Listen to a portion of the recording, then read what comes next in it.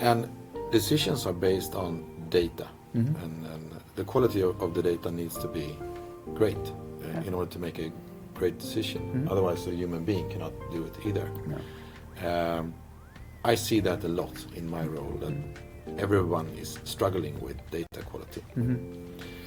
So how can we improve data quality? Because we can agree on that it can always get better. Absolutely. What do you see working with collection of data so closely?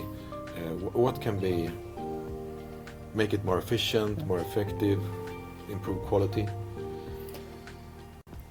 Yeah, I mean, I think that's one of the parts where everything is evolving very, very, very, very fast in terms of AI and AI capability. I think I saw somewhere it's going to double every 6 months, someone said, which means in 2 years it's going to be like 15 times as powerful, whatever that means. It could mean that it makes 15 times more powerful mistakes, but it could also mean other things. But I think you can use it to improve data quality. You can use it to infer. So if you have something that is missing, you can look at other twins, and that's classic machine learning techniques. But I think what's really different now is that you have access to all these different things to make sure that you can use different AI models, and you can use it in sequences, and that's where all the agents come in. So you can use different models doing different things to sort of help you make an informed choice. And data quality is going to be an issue, but I think the AIs will help pinpoint where those might be, and also infer what they could be if we would have had the data. So that's also another area where I think we can help, is basically we have pretty high quality data in Sweden and the Nordics in terms of carbon footprints, for instance, for building materials, and we have a lot of EPDs and we have a lot of data.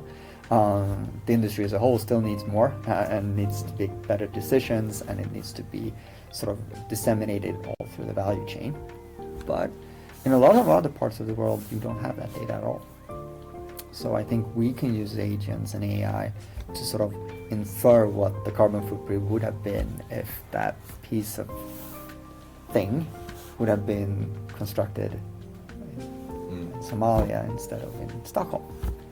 There are so many different sort of similarities, and if you have a lot of data, you can make those inferences. Some adjustments, and then you have a good enough estimate to make better informed decisions than you're actually doing today anyways. I mean, it can always be better, but I think that's also another area where you can sort of, we as data and sort of the world, Sweden is far in terms of sustainability and data, and some countries probably think we're pretty anal in terms of some of these things, but we can use that knowledge and that data to help in other parts of the world to make smarter choices.